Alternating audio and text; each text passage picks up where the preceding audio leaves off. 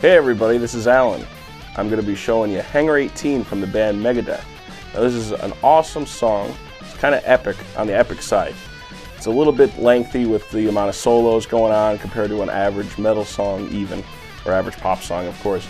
But it's going through a lot of different sections of solos, one after the other, where they start trading off towards the end of the song with Dave and Marty. And it could get challenging in some parts to get the proper feel for the solos. So I'm going to try to help out with that. Along with giving you the notes and playing it slowly so you can see exactly where I happen to be playing the parts. And I'll even show you some variations of what I think in some sections were meant to happen and what current guitar players are even doing compared to the old Marty version. And we'll get into it in just a moment, and I hope you have a great time doing this lesson. Alright, now I'm going to start by showing you the introduction of the song with the chords that happen to take place there. And they're very straightforward, easy to play. It's just getting them in your memory. And you'll notice how it works out that they're just starting to go back and forth with different voicings of it or inversions. Like if you're on a piano, you'd be able to see that. So it starts off with a D minor, like that. Now, of course, we're not just going to strum that or anything. You're just going to go. And then you're going to take that A, you're making an A sharp, like that. And then we're going to take that A sharp and we're going to make it a B. Now we can't do that with this finger because you'd break your finger trying to do that. So you have to switch it. So you put that one there and you quick put that one over there.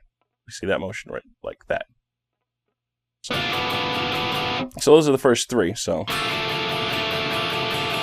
7, 8, 2 measures.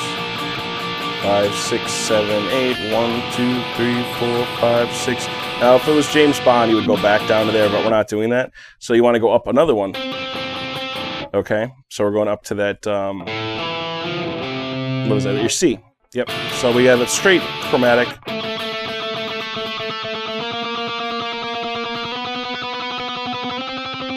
But at the same time we're going,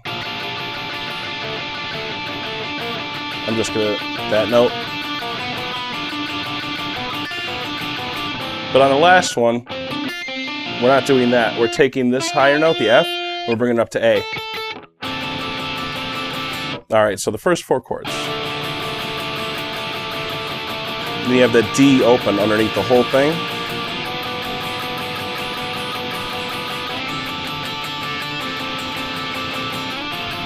And now that's just the inversion of the D minor.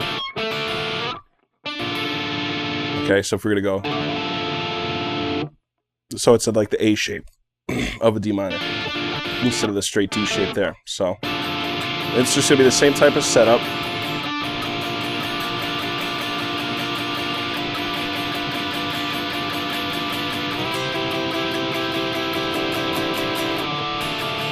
Alright, now what you want to look for here, the way you could really think about this is just the octaves of that moving A shape, or the moving A itself. So A sharp, B, C. Alright, and now if you take notice on the last one, we were hitting the A instead of the F. And here, we're kind of not. But it's got a nice sound, so we're going to do it just like that. So, first chord, second chord, third chord, fourth chord, first chord again, but it's the inversion, second, third, fourth. Alright, so you're going, and then same notes. And you're just doing, like I said earlier, it's just the inversion, just a different voicing, like if you're on a piano and you took the low note, move it up to the high. So that's all it is. Now we're going to do the same thing again, and of course that was both guitar players are going to be doing that. But on this section right here, after it runs through that twice, and the bass, you'll hear the bass note do like a do-do-do-do-do, it'll start climbing a little bit. Then you're going to go back and arpeggiate them. So instead of doing this straightforward like this, you're going to start going.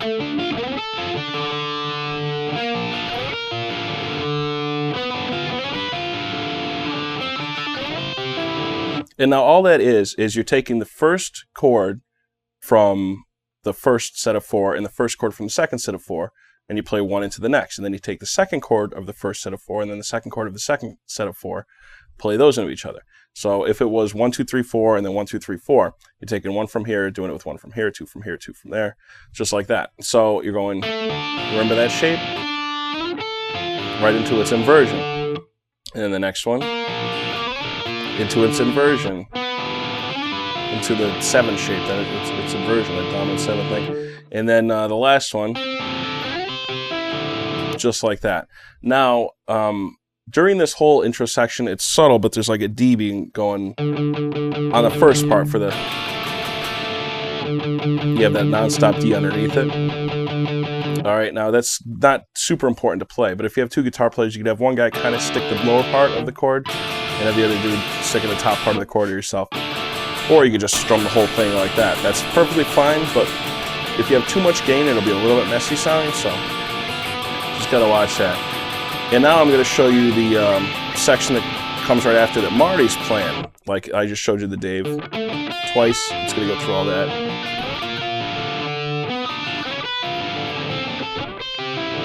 All right, now during that, we have Marty's side and pretty much the bass player doing almost the same thing for the essential first beat of each hit. You're going to hit the A.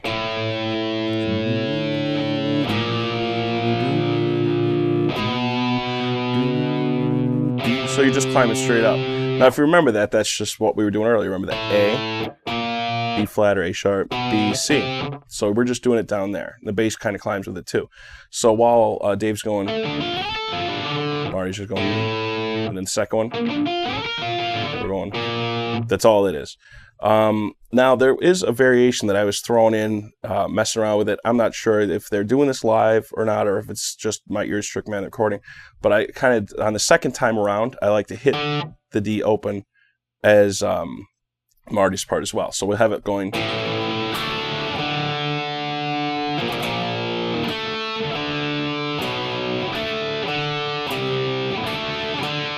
Like that. It's most likely the bass player, his part, and the drums hitting that's throwing me and making me feel that, especially since Dave's doing the holding that and he's hitting the D at the end of every arpeggio anyway. So either way, it depends on how many players you're going to be using to do this or however you want to play it. But you could rip from it that way, one way or the other. It's not too hard to do. Now at the end of here, there's a lick for each person playing. So the Dave version of it is going to go.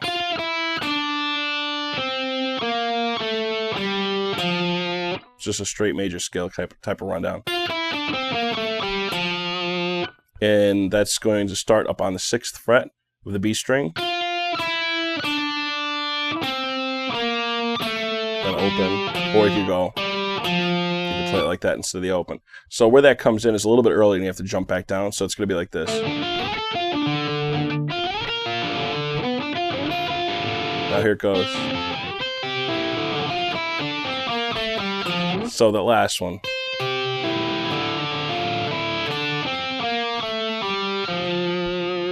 And that's the end of the intro on Dave's part. Now Marty's, if you remember, we're going to be going.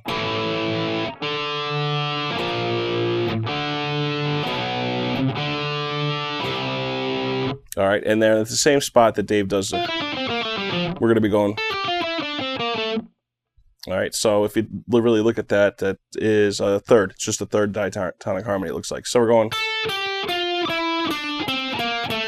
And you want to do it in that spot specifically. I know you can play it in a lot of spots because we're going to be using the same figure later on in the same position. So it'll help you out and get it in your head where those notes are. It's good to practice it over and over because you have to do it pretty much double the speed later on. So it's just going to be.